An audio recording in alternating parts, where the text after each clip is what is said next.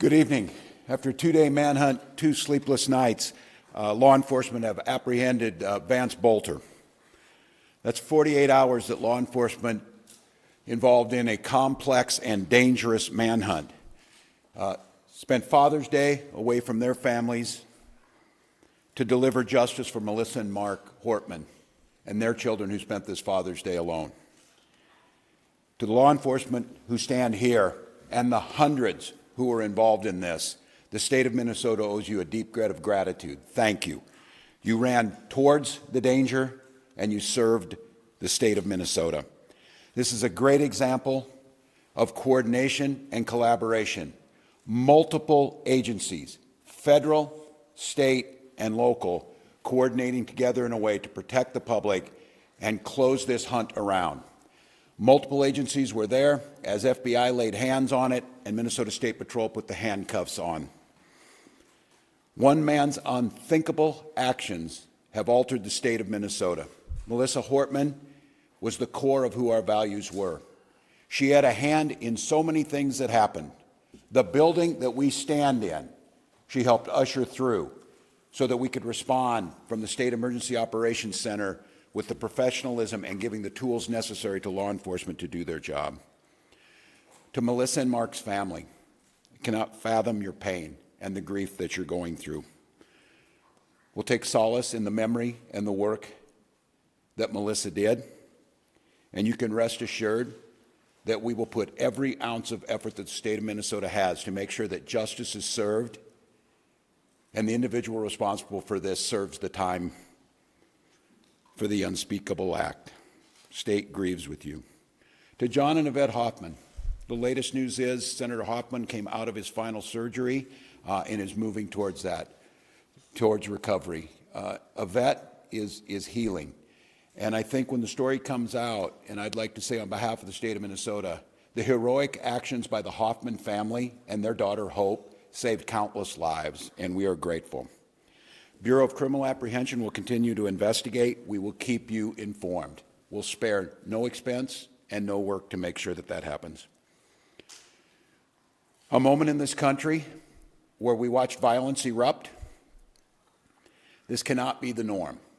It cannot be the way that we deal with our political differences.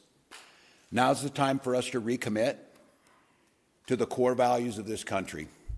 And each and every one of us can do it. Talk to a neighbor rather than arguing. Debate an issue.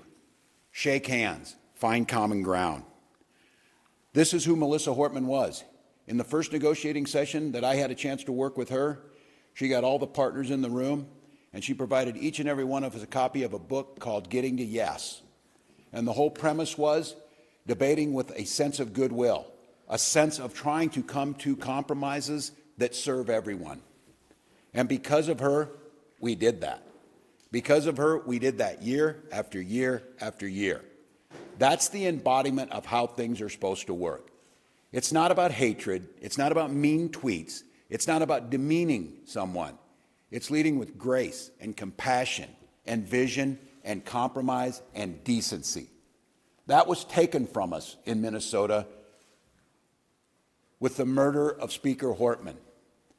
So for each and every one of us to truly honor, and we will continue to honor that spirit, but we will need to do it in just more than actions in a memorial.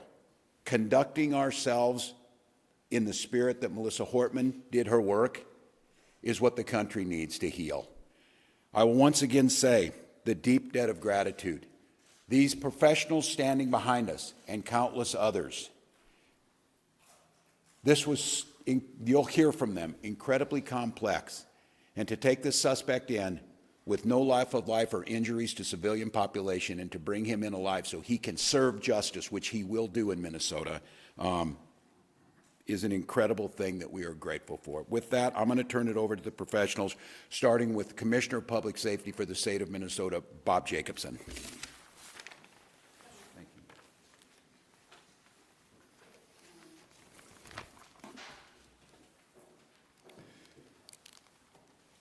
Good evening.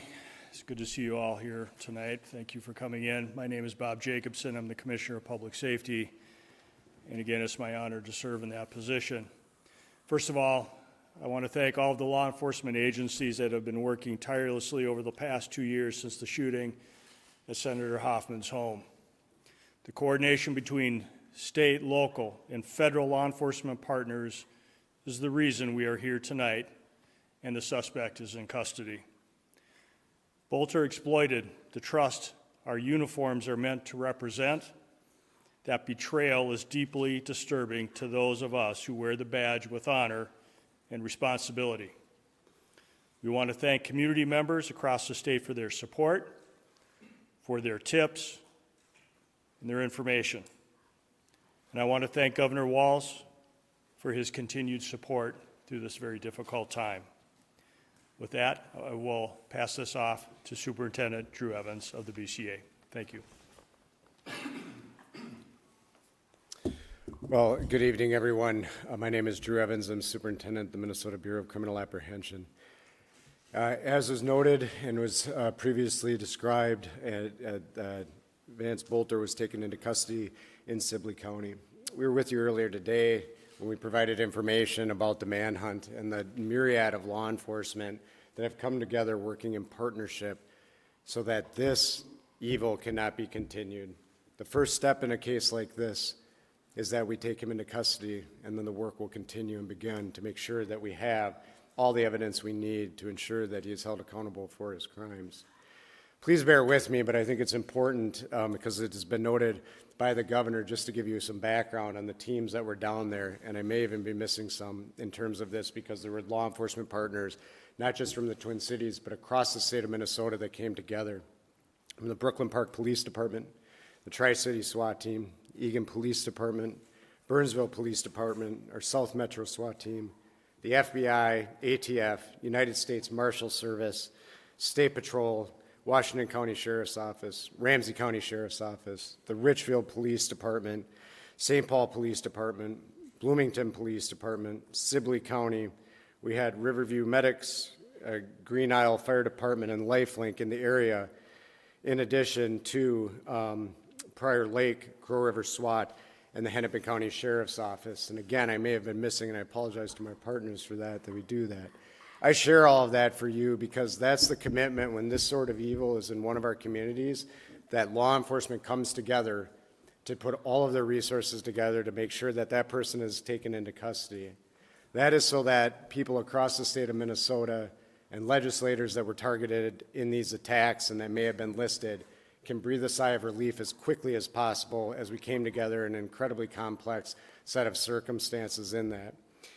He was arrested, as you saw earlier this evening, in the area of 35600 block of 200th Street, Green Isle. What happened in that is, as we noted, there was a manhunt going throughout the day in that area that we've discussed previously, and there was information provided that he was seen in the area. When that information was provided to the investigators that were conducting the ground search, they converged on the area with a number of SWAT teams with the assistance of the Air Wing from Minnesota State Patrol, and we'll provide a few more details about the end of coming into custody in a little bit, but he was taken into custody at that time.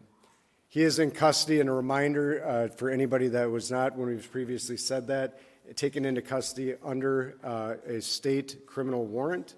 That information will be made public, if it is not already, detailing the complaint that he is charged in the cases at this time with the murders of Speaker Hortman and her husband, Mark Hortman, also with the shootings in John Hoffman and Yvette Hoffman for those crimes, and will be moving forward. We are also in close contact with our federal partners, both the FBI, United States Attorney's Office, who are examining whether or not additional charges should be brought at the federal level related to this at this time. There is a lot of investigation that continues, and I'm going to turn it over to Chief Bruley to provide some comments on this and the work.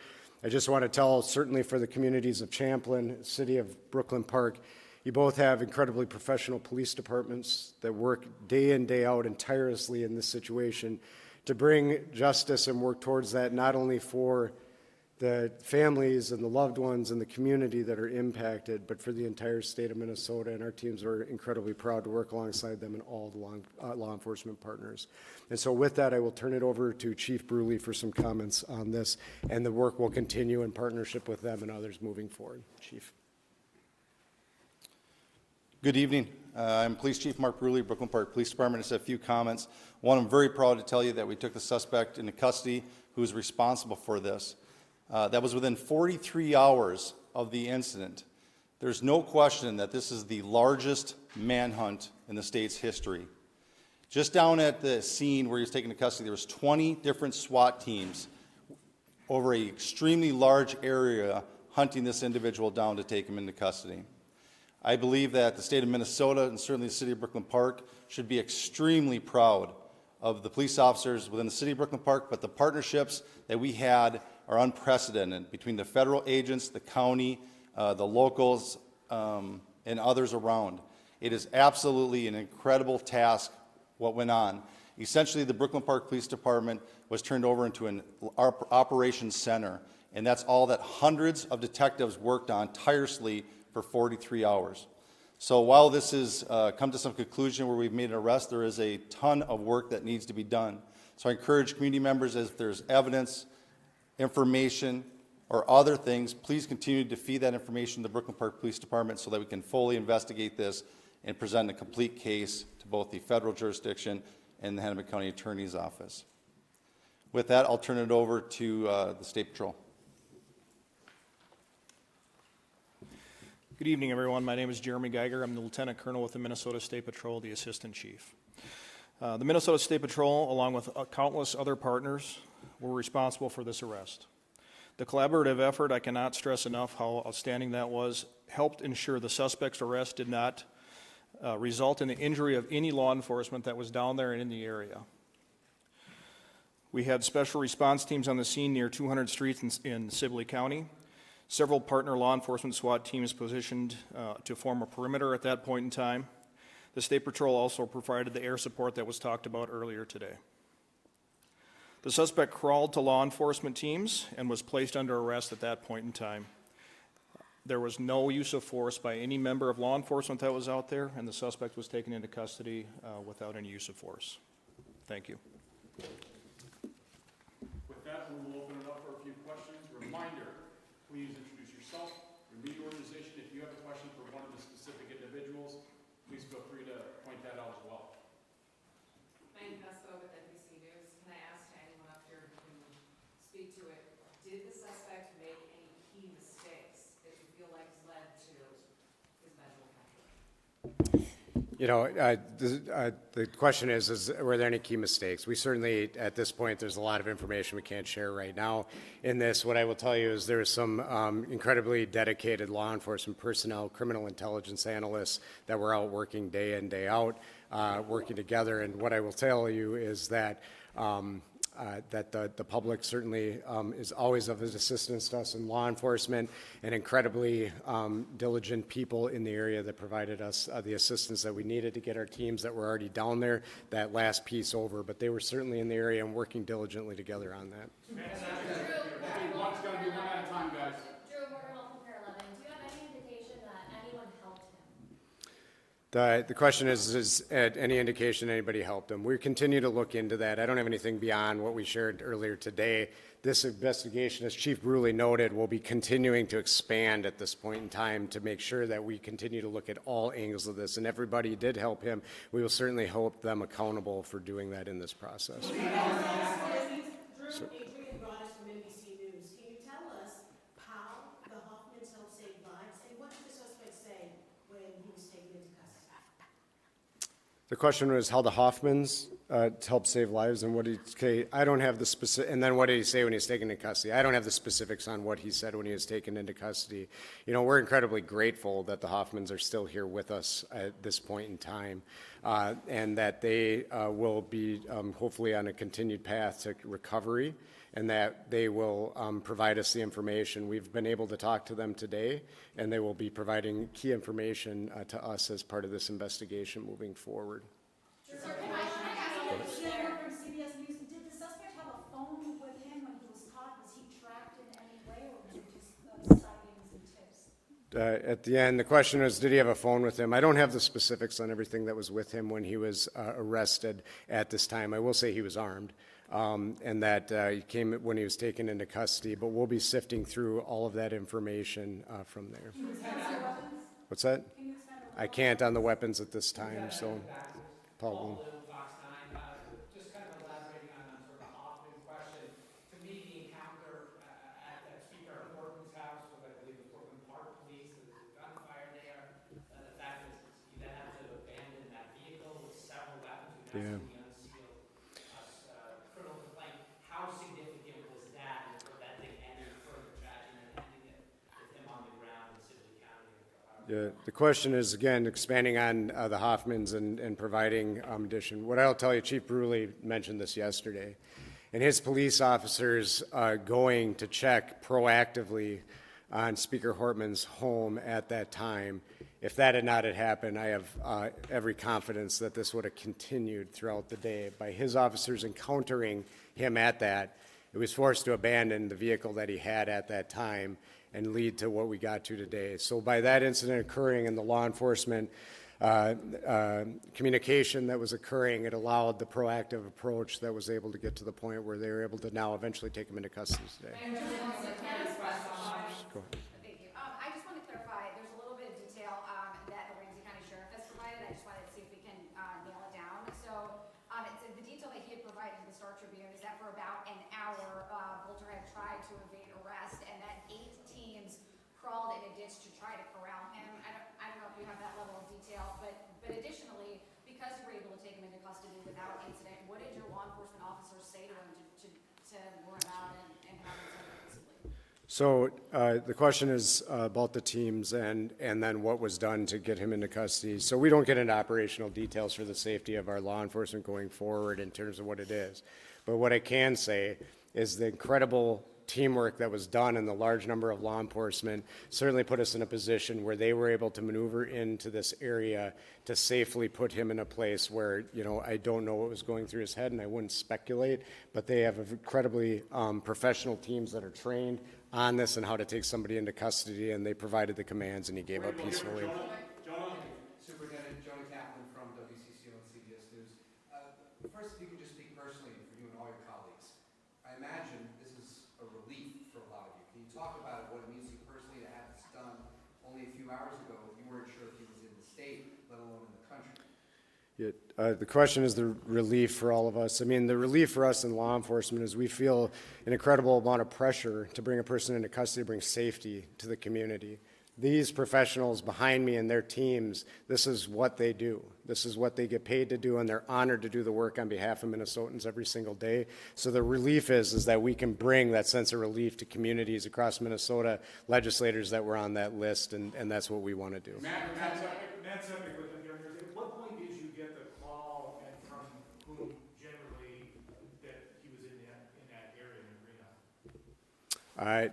arena? The question was on the call and when did we get it. It was happening over the time. I don't have the specific timeline, but we were alerted as soon as there was a spotting of the person in the area for all of the command staff here, and as our teams continue to work and as they worked in and honed in. Can you speak a little more about the technology that was used? You said today earlier that you received about 400 tips.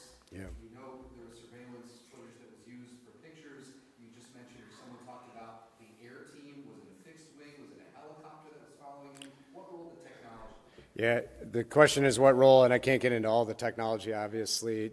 Just some of it is that we don't share the information to make sure that we protect it so it's utilized going forward. However, I will say that both UAVs throughout the day are incredibly important to our teams, unmanned aerial vehicles that we use, that there were numerous ones out there providing that, and then our helicopter in this situation provides an incredibly important bird's eye view that also allows us special views to be able to see individuals such as infrared and others that we utilize on a regular basis. So technology in cases like this are incredible tools to be able to supplement the great hard work of all the people that were on the ground every day.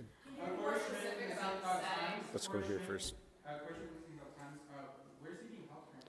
So right now he is being interviewed at a law enforcement facility. More information on where he will actually be ultimately will be released at a later time. What law enforcement agency or I can't share where he is currently, but that information will be available soon. Can you be more specific about the setting in which he was, I know there are things you can't give away, but we've seen things like trails and fields, you're talking about him crawling. What can you tell us about where he was hiding during this time?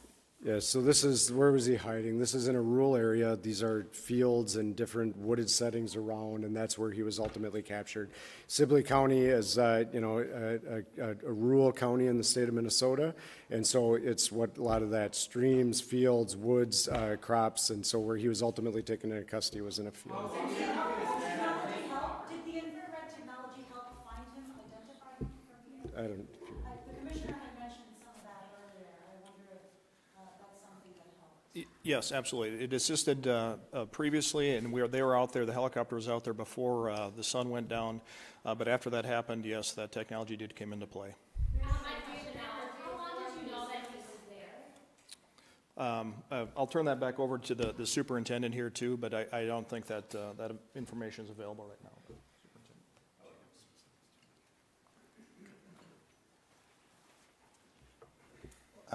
Mark Bruley, Police Chief, Brooklyn Park. The question is how long did we know that he was there? A vehicle that we believe that he was in was spotted many hours before and had been abandoned.